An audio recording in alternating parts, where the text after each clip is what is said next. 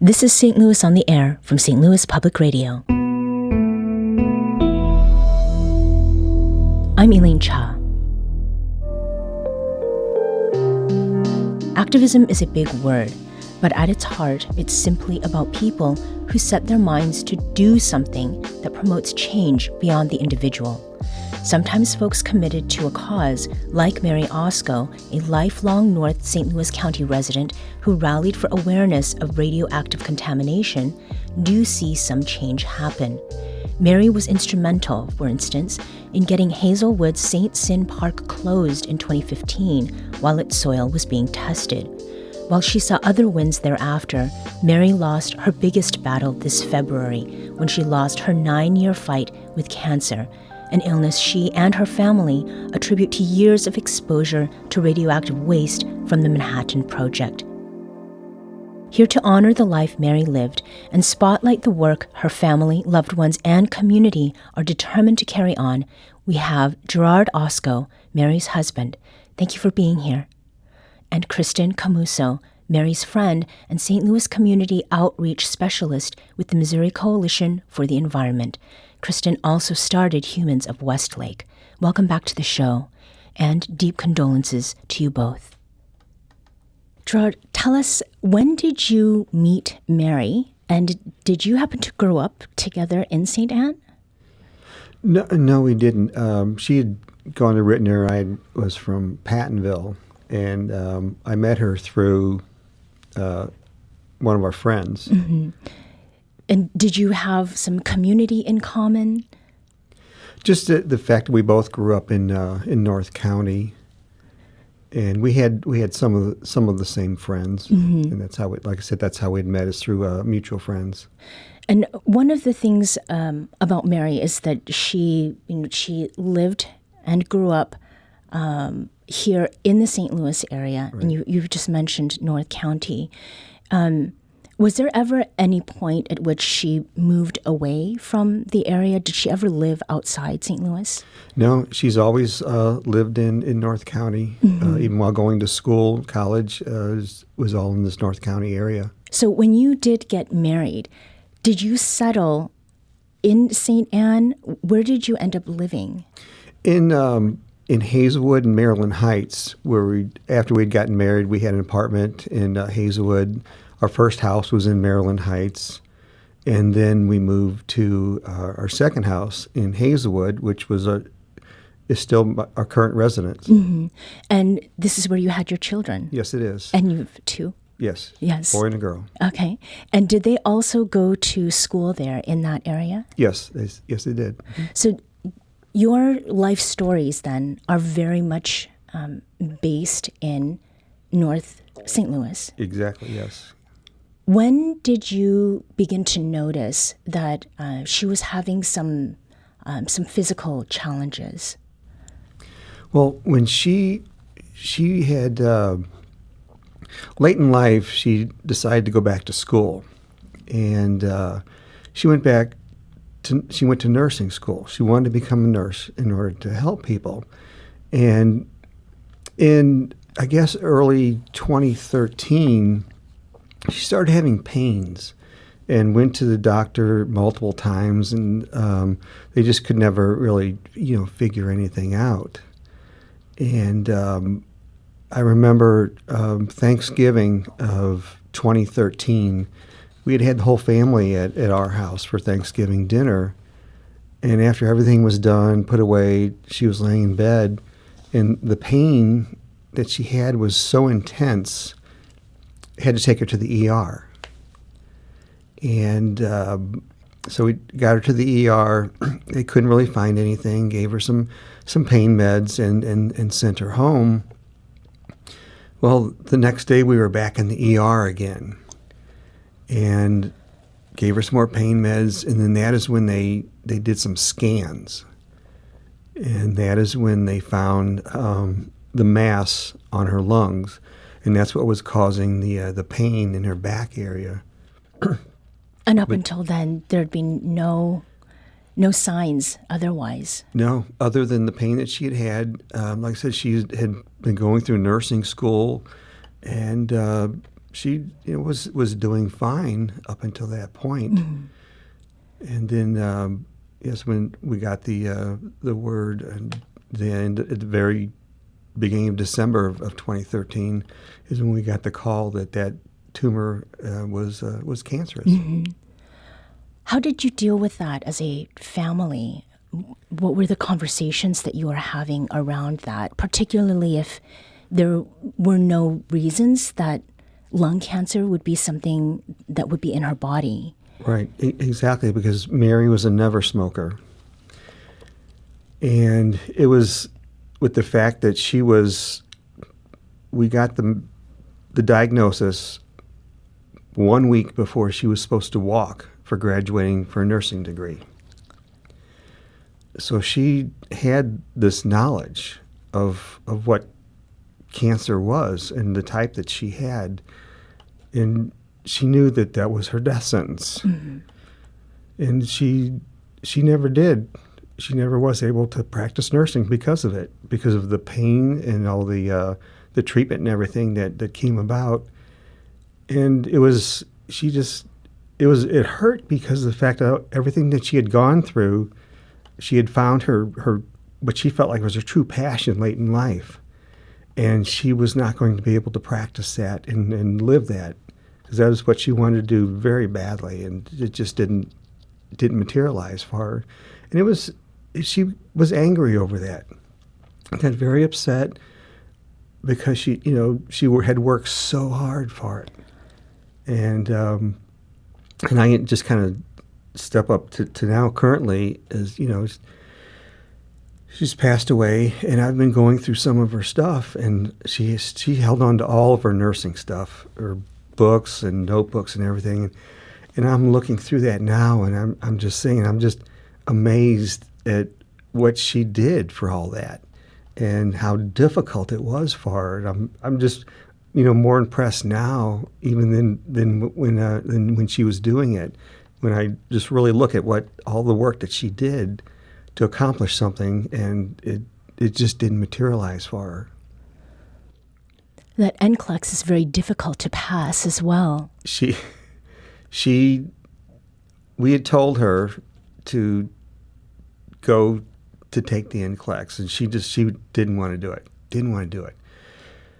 But what she did was she kind of snuck out on her own, and she took it, and she passed. And everybody was just so proud of her. And she could have that RN behind her name because she earned it. She earned that RN behind her name, even though she would not be able to practice.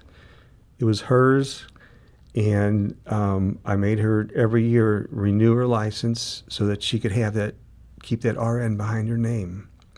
And through, her illness lasted for many years, not over 9 years. So she was our family's go-to nurse. We used her knowledge that she had gained in school to quiz her on everything that we could about this, that, and other thing. And even when the grandkids started coming along, our daughter would say, "Hey, what do you think about this?" and so on. She would give her some recommendations. So and that made Mary feel good also, the fact that we did ask and inquire about her, because we knew that she had the knowledge.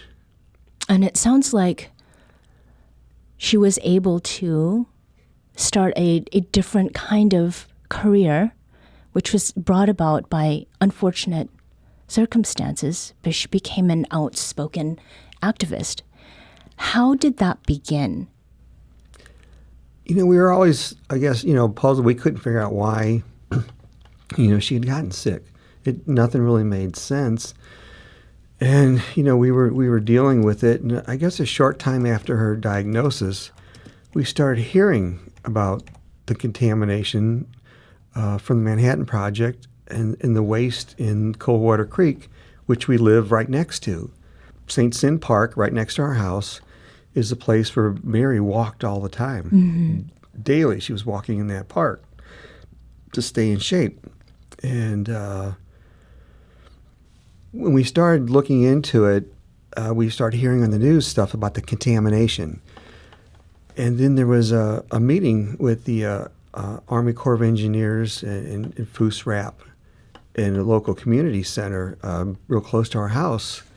So we wanted to go to that. And then also prior to that, people had started reaching out to us and giving us some information, and we were gathering our own information and speaking with people.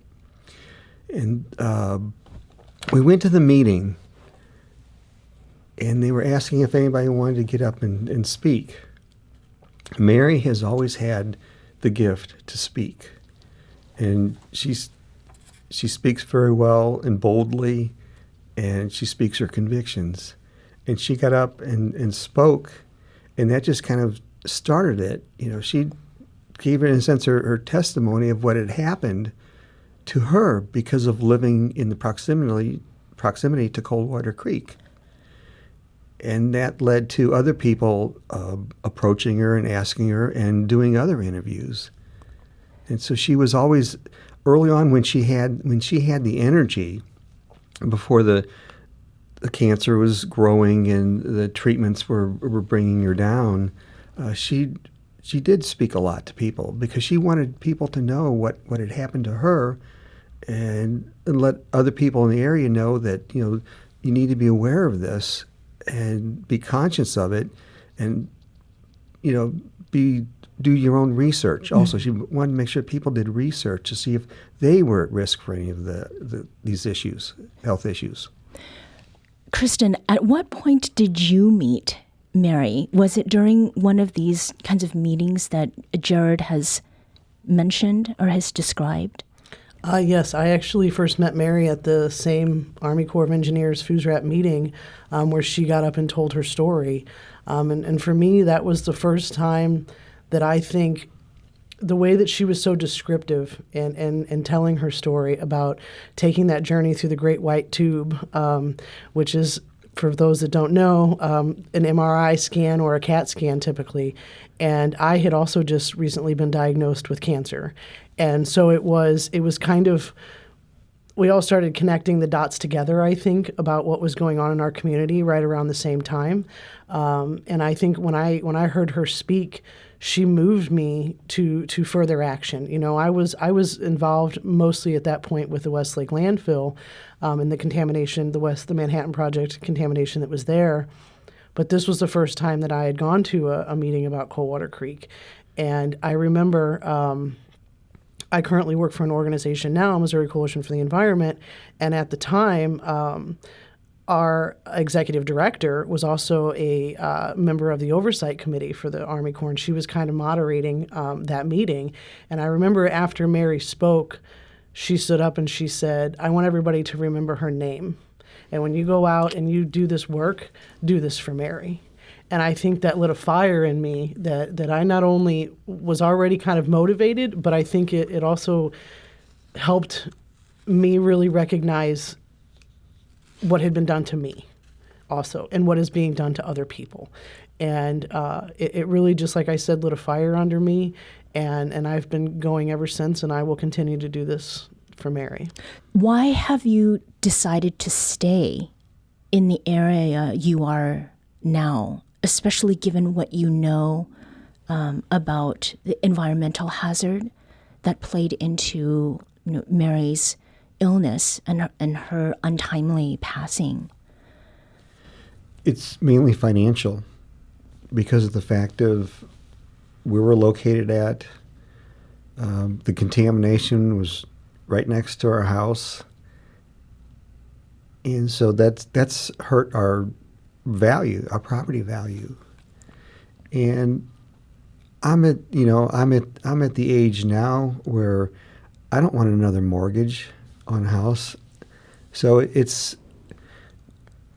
am I taking a chance? Sometimes I feel like, yeah, I'm taking a chance. We would have liked to have moved a long time ago, but the opportunity just didn't happen. So I'm there. When our grandkids come over, we're right next to that park.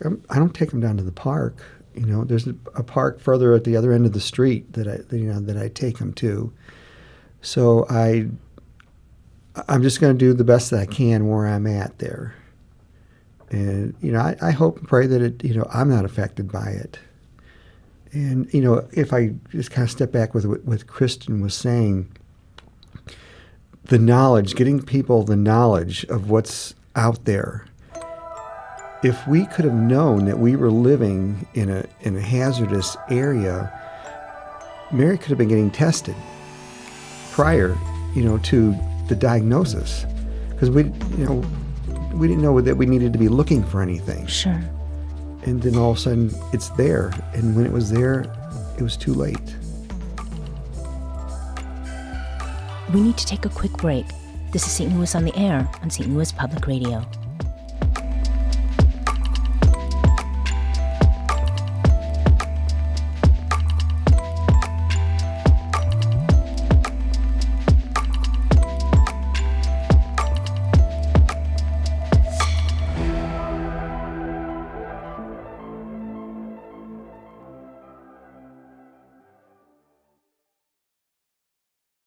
Support comes from the Missouri Forest Products Association, saluting Earth Day on April 22nd with an ongoing commitment to help offset carbon emissions with sustainable harvesting of Missouri forests.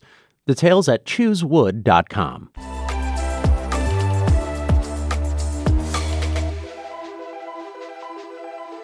Welcome back. I'm Elaine Cha. We're remembering the life and activism of Mary Oscko with her husband Gerard and friend Kristen Camuso. When Mary was out there talking with people, what did it seem like folks responded to most strongly? I think part of it is she spoke with a lot of passion, and she wanted to let people know what the effect has done, to her and in a sense, our family, because our kids were out of the house.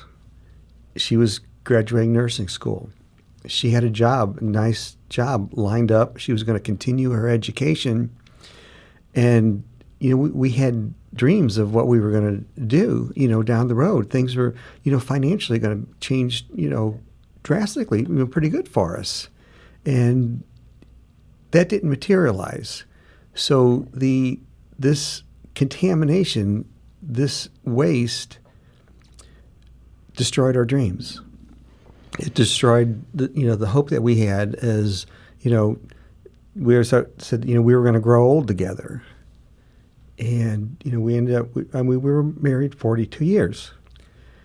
And, who knows how much longer it would have been, if Mary wouldn't have gotten sick.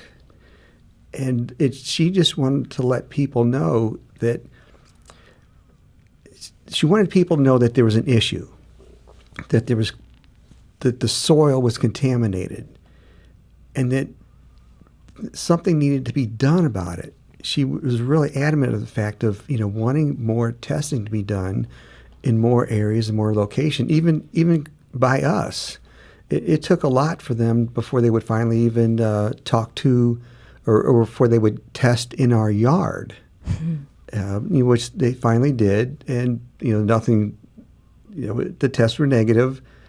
But I feel like with this contamination, it's like trying to find a needle in a haystack because it's spread all over the place. Mm-hmm. But just to be made, she wanted to make sure that people were aware of what we were dealing with in this area. And, we needed help. I mean, because we had, with everything that we were having to deal with all the medical issues and stuff like that, it just changed everything and what we had to deal with every day in our lives. It changes the day-to-day, not just the bigger picture. Yes. Kristen, in terms of what you were able to witness, were there any changes that you can trace directly back to some of the things that Mary did or Mary said? Yes, absolutely. So to reference back to that same Army Corps meeting that we were all at, one of the things that came to light there was that they were not going to close the park, St. Cyr Park, while they were cleaning it up. And if it's actually a scene in the HBO documentary Atomic Homefront where this plays out, and you can see the entire crowd is like, wait, what? You're not going to close the park? And Hazelwood's response was, well, where are the kids going to go if we close the park? And we quickly were like, well, we have to do something. And so we organized a small group of people, and we went door to door throughout Girard and Mary's neighborhood, got a petition signed, and Mary actually hand delivered it to the city of Hazelwood. And within a couple days, that park was shut down. And so I think that is a testament to what people can do when they organize and work together on this issue. And the sad thing is I want to make clear, is that when we were going door to door and we were talking to people in the neighborhood, most people, and keep in mind the Army Corps had been in this park for at least a few weeks, maybe even before we knew about it, maybe even longer.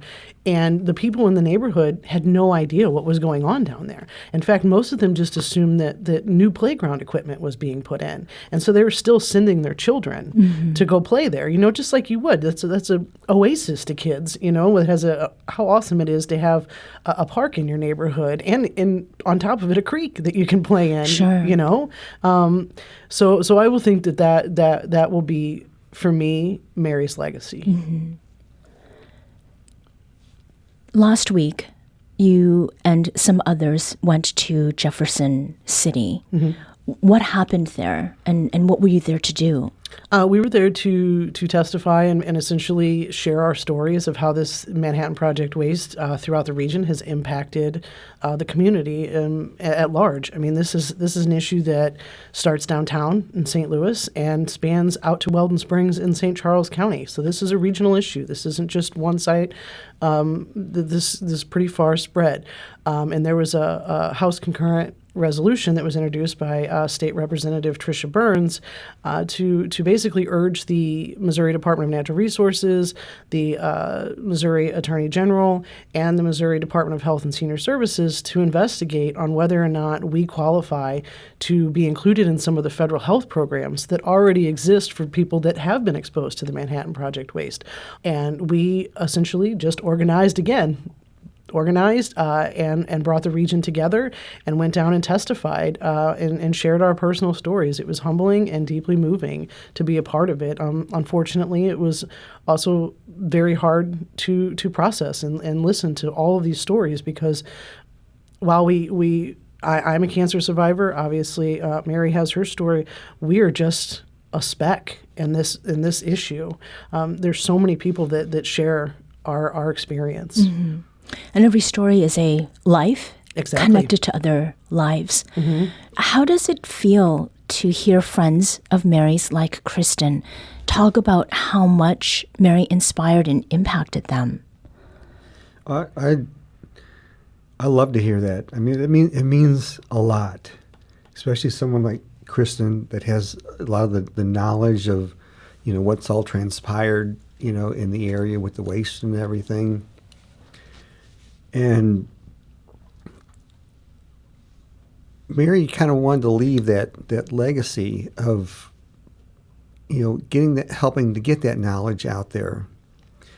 And again, she was passionate when there was something on her mind and on her heart, she loved to speak about it. And again, she did probably for about 3 or 4 years, until it got to be, too much for her, and she just got too tired to really do this anymore. But I love to hear it, because that's going to be the story that, her grandkids will hear.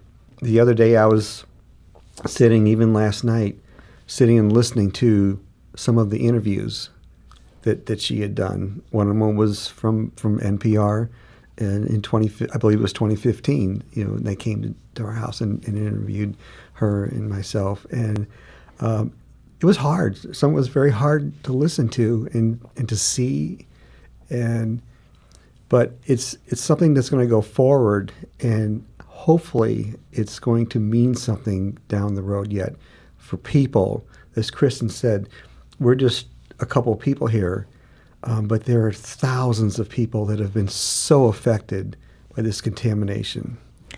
In these last couple minutes, Gerard, is there anything you would like people to know to carry on or continue the work Mary was part of? I would like to, if people, one of the things that Kristen mentioned also, and it did bother me, it still bothers me, is the amount of people in the area that didn't know, and some people still don't know, what all is involved with this contamination and what they're living by.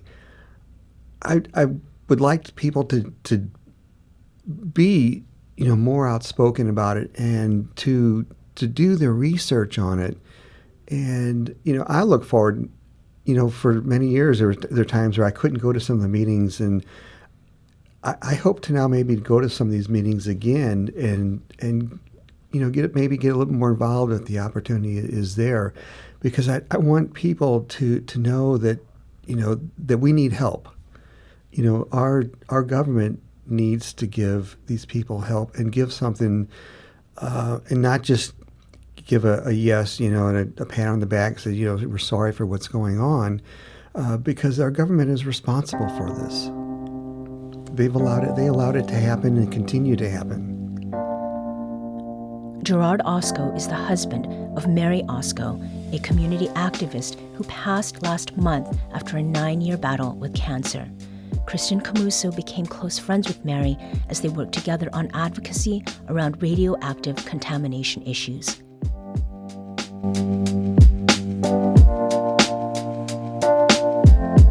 This episode was produced by Maya Norfleet. Our audio engineer is Aaron Dorr. Our production intern is Avery Rogers. This podcast was mixed and edited by Aaron. Our executive producer is Alex Hoyer. St. Louis on the Air is a production of St. Louis Public Radio. Understanding starts here.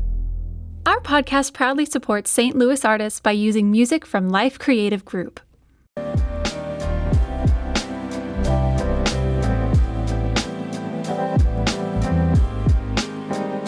Do you find yourself regularly listening to episodes of St. Louis on the Air?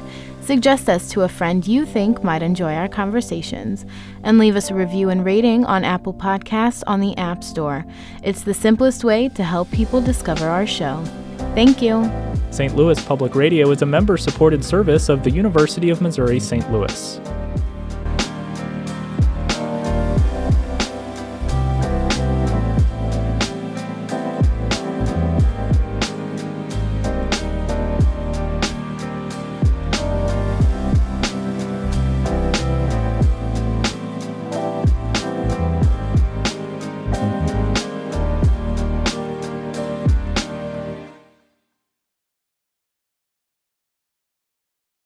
Support comes from the Missouri Forest Products Association, saluting Earth Day on April 22nd with an ongoing commitment to help offset carbon emissions with sustainable harvesting of Missouri forests. Details at choosewood.com.